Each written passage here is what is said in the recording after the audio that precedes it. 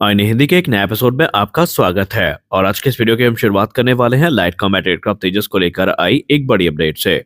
आप सब ये बात तो जानते हैं कि लाइट कॉम्बैट एयरक्राफ्ट तेजस जो है भारतीय वायुसेना के लिए तो काफी इंपॉर्टेंट है ही, लेकिन इस समय जो पोटेंशियल बायर्स हैं उनकी नजर में भी इस एयरक्राफ्ट की इज्जत लगातार बढ़ती जा रही है। और हमारी पहली अपडेट ही इसी संदर्भ में है।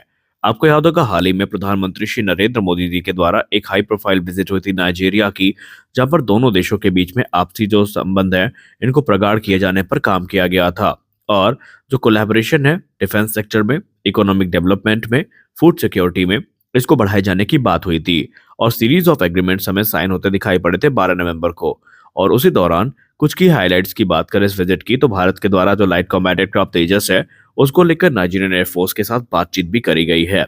भारत प्रयासरत है कि नाइजीरियन एयरफोर्स के उस एफर्ट को सहयोग किया जाए जहां पर वो अपनी कॉम्बैट कैपेबिलिटी को बढ़ाने वाले हैं। इसके अंतर्गत जो दोनों देश हैं वो सैन्य संबंधों को एक नए आयाम देने के प्रयास में है।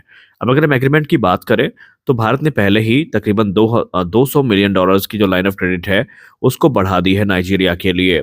और इसके पीछे का उद्देश्य ये है कि नाइजीरिया का जो संभावित एयरक्राफ्ट प्रोक्योरमेंट है उसको सपोर्ट किया जा सके। और वो तभी होगा जब नाइजीरिया के पास पर्याप्त पैसे होंगे या उनके पास एक अच्छी खासी लाइन ऑफ क्रेडिट होगी। नाइजीरिया की बात करें तो वो इस समय काफी बड़ी समस्या का सामना कर रहे हैं। वो अपने चेंगडू F7NI जो फाइटर्स की फ्लीट है उसको रिप्लेस करना चाहते हैं, जो कि मॉडर्न वॉरफेयर के हिसाब से अब काफी पुरानी हो चुकी है और उनको कोई व्यापक अपग्रेड भी नहीं दिए जा सकते। तो इसी क्रम में वो एडवांस फाइटर्स की तलाश में है जो कि उनके बजट पे भारी ना पड़े, उनकी जरूरतों को पूरा भी कर सके, सिंगल इंजन हो, कटिंग एज टेक्नोलॉजी से इक्विप हो और वो उनके लिए काफी ज्यादा मददगार साबित हो। और ऐसे में लाइट कॉम्बैट एयरक्राफ्ट तेजस को वो काफी उम्मीद भरी नजर से देख रहे हैं।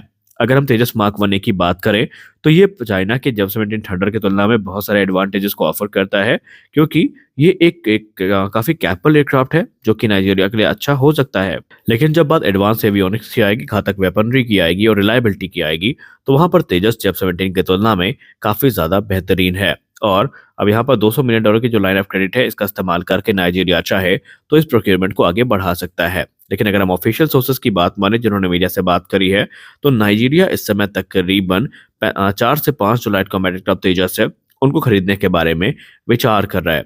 और अगर बात करें एडिशनल नंबर्स की, तो आने वाले भविष्य में वो तकरीबन एक पूरी की पूरी जो स्क्वाड्रन है उसको प्लान कर रहा है, जो कि उनकी मिशन फ्लेक्सिबिलिटी को बढ़ाए और जो पुराने एयरक्राफ्ट है उनको रिटायर करने में नाइजीरिया की मदद भी कर सके। लेकिन यहाँ पर भारत को भी एक्टिवली प्ले करना पड़ेगा। भारत को वो गलती नहीं करनी चाहिए जो भारत ने मलेशिया में की थी, वो थी लेट लतीफी। भारत ने प्रोग्राम को काफी कैजुअली लिया था और भारत की तरफ से कोई बड़ी जो मार्केटिंग स्ट्रेटजी है वो हमें देखने को नहीं मिली थी। लेकिन अब क्योंकि नाइजीरिया के पायलट्स ने खुद एयरक्राफ्ट को इंस्पेक्ट किया है और वो इससे बहुत ज्यादा प्रभावित है, तो भारत को इस मामले को भुनाना चाहिए। हालांकि आप में से बहुत सारे लोग अब ये प्रश्न जरूर करेंगे कि भारतीय वायुसेना को खुद तो ये एयरक्राफ्ट मिल नहीं पाए, तो भारत एक्सपोर्ट कैसे करेगा। देखिए, बातचीत होने में, कॉन्ट्रैक्ट साइन होने में और एयरक्राफ्ट डिलीवर होने में टाइम लगता है। और ऐसे में क्योंकि भारत ने पहले ही जनरल इलेक्ट्रिक ने क्लियर कर दिया है कल कि 2026 से जो प्रोडक्शन रेट है ये सामान्य हो जाएगा, क्योंकि जनरल इलेक्ट्रिक की तरफ से कंफर्मेशन में कहा गया है कि जो इंजन है वो 24 से 25 इंजन प्रति वर्ष की दर तक डिलीवर कर पाएंगे और ये काम 2026 से पहले ही शुरू कर दिया जाएगा। अब अगर हम एचएएल की प्रोडक्शन कैपेसिटी की बात करें तो हमारे पास जो बेंगलुरु की प्रोडक्शन लाइन है, 2 प्रोडक्शन लाइन, उनसे हम 16 एयरक्राफ्ट प्रति वर्ष की दर तक प्रोड्यूस कर सकते हैं या मैन्युफैक्चर कर सकते हैं।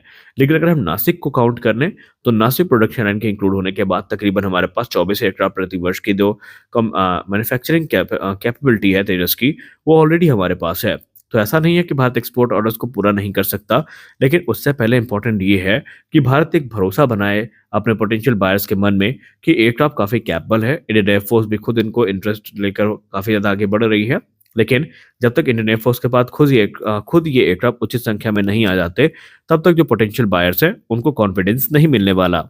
हालांकि डिले को लेकर ऑलरेडी हिंदुस्तान एरोनॉटिक्स लिमिटेड ने क्लियरेंस दे दी है कि इंडियन एयरफोर्स की तरफ से एक के बाद एक जो कई परिवर्तन है वो करवाए गए हैं, जिसके चलते एयरक्राफ्ट की जो डिलीवरी है वो कई महीनों के डिले को फेस कर रही है। इसमें एचएएल जिम्मेदार नहीं है, बल्कि हिंदुस्तान एरोनॉटिक्स लिमिटेड को जिस प्रकार के इंस्ट्रक्शन मिले थे इंडियन एयरफोर्स से उसको पूरा करने के चक्कर में जो नया सिस्टम इंटीग्रेशन है, वैलिडेशन है, इन सब चीज़ों को करने में थोड़ा समय लग गया। लेकिन अब एयरक्राफ्ट लगभग लगभग तैयार है डिलीवरी के लिए और भारतीय वायुसेना ने ऑलरेडी 2021 में 83 की संख्या में जो तेजस मार्क बने हैं इनका ऑर्डर प्लेस कर रखा है।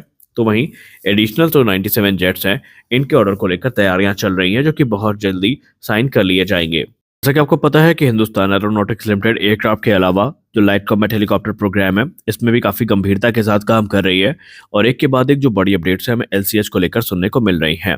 अब एक और बड़ी अपडेट सामने आई है हिंदुस्तान एरोनॉटिक्स लिमिटेड से एलसीएच को लेकर के, जहां पर एलसीएच की ताकत को बढ़ाए जाने की बात की गई है। हिंदुस्तान एरोनॉटिक्स लिमिटेड ने कंफर्म कर दिया है कि उन्होंने एक नए प्रोग्राम की शुरुआत करी है, जहां पर वो लाइट कॉम्बैट हेलीकॉप्टर की जो बैटल सर्वाइबिलिटी है और कॉम्बैट एफिशिएंसी है, उसको इम्प्रूव करने पर काम कर रहे हैं। और इसके लिए उन्होंने बाकायदा एक रिक्वेस्ट पर प्रपोजल भी इशू किया है, जहां पर एक एडवांस इलेक्ट्रॉनिक वॉरफेयर स्वीट के को डेवलपमेंट की जो रिक्वेस्ट है या बात है वो की गई है। इस प्रोग्राम को हिंदुस्तान एरोनॉटिक्स लिमिटेड की strategic electronics research and design centre यानी SLRDC के द्वारा स्पेयरहेड किया जाएगा, आगे बढ़ाया जाएगा, जो कि हैदराबाद स्थित है। और आने वाले भविष्य में जो डिफेंस सेक्टर में हमारी इंडिजिनस कैपेबिलिटीज हैं वो लगातार विकसित होती रहेंगी। अगर हम एलसीएच की बात करें तो इनको लेकर इंडियन एयरफोर्स और इंडियन आर्मी दोनों बहुत ही ज़्यादा इंटरेस्टेड हैं और इन्होंने बड़ी संख्या में इसको खरीदने की जो इच्छा है ये भी व्यक्त करी है। अब अगर हम एलसीएच की बात करें तो ये स्पेशली जो हाई एल्टीट्यूड वॉरफेयर है इसको ध्यान में रखकर बनाए गए थे, क्योंकि आपको याद होगा जब कारगिल युद्ध हुआ था तो हमारे पास कोई भी ऐसा डेडिकेटेड अटैक एयरक्राफ्ट नहीं था या हेलीकॉप्टर नहीं था जो कि इस ऊंचाई पे आसानी से ऑपरेट कर सके। लेकिन वो कमी हिंदुस्तान एरोनॉटिक्स लिमिटेड अपनी जो प्रयास है उस पर पूरा करने का प्रयास कर रही है। एचएएल ने स्पष्ट कर दिया है कि वो इसके लिए कटिंग एज जो टेक्नोलॉजीज है वो विकसित कर रही हैं, ताकि एलसीएच की कैपेबिलिटी को और ज़्यादा इन्हांस किया जा सके और ये डाइवर्स और चैलेंजिंग इन्वायरमेंट में ऑपरेट कर सके। खासकर अगर हम बात करें मॉडर्न वॉरफेयर की, तो आज दुश्मन के पास जो एडवांस वेपनरी या रडार सिस्टम है वो उपलब्ध हैं, जिनके चलते वो हेलीकॉप्टर जैसे सिस्टम को जैम कर सकती है और उनको तबाह भी कर सकती है। लेकिन एचएएल का कहना है कि एलसीएच को इस प्रकार से तैयार किया जा रहा है कि ये हेलीकॉप्टर हाई थ्रेट एनवायरनमेंट में भी आराम से ऑपरेट कर सकेगा। हथियारों की बात करें तो एलसीएच को अलग अलग प्रकार के air to air missile, anti tank guided missile, rocket से इक्विप किया जा रहा है, जो कि इसके डिफेंसिव और ऑफेंसिव रोल को काफी ज्यादा मजबूत बनाएगा। इसके अलावा अगर इलेक्ट्रॉनिक वॉरफेयर स्वीट की बात करें तो ये एलसीएच को एक कैपेबिलिटी प्रदान करेगा, जिससे ये एनिमी के जो रडार सिस्टम है, एयर डिफेंस सिस्टम है, उनको डिटेक्ट कर पाएगा, आइडेंटिफाई कर पाएगा और जो मल्टीपल थ्रेट्स हैं उनको काउंटर भी कर पाएगा, जो कि हॉस्टाइल एनवायरनमेंट में हमें देखने को मिल जाती है, जहां पर एडवर्सरी के द्वारा एडवांस रडार सिस्टम, इंफ्रारेड और दूसरे जो सोफिस्टिकेटेड ट्रैकिंग सिस्टम है ये डिप्लॉय किए जाते हैं। तो ऐसे में जो प्रोटेक्शन है वो इन सिस्टम्स के चलते और ज़्यादा बढ़ जाती है। हालांकि इतना ही नहीं, बल्कि आने वाले भविष्य में आप एलसीएच के कई अलग अलग जो अपग्रेडेड वेरिएंट है ये भी देखने को आपको मिलेंगे, जो कि भारतीय सेना के द्वारा ऑपरेट किए जाएंगे। तो यहाँ पर एक चीज़ स्पष्ट है कि जो नंबर्स हैं आने वाले भविष्य में 200 को पार करते नजर आ रहे हैं, लेकिन अभी भी जो बड़े ऑर्डर का इंतजार है वो किया जा रहा है। तो आज के इस वीडियो में बस इतना ही। मिलते हैं अगले वीडियो में कुछ और अपडेट्स के साथ। आशा करते हैं वीडियो अच्छी लगी होगी। वीडियो अच्छी लगी वीडियो को लाइक करिए, नए चैनल को सब्सक्राइब करिए। मिलते हैं अगले वीडियो में, तब तक के लिए जय हिंद।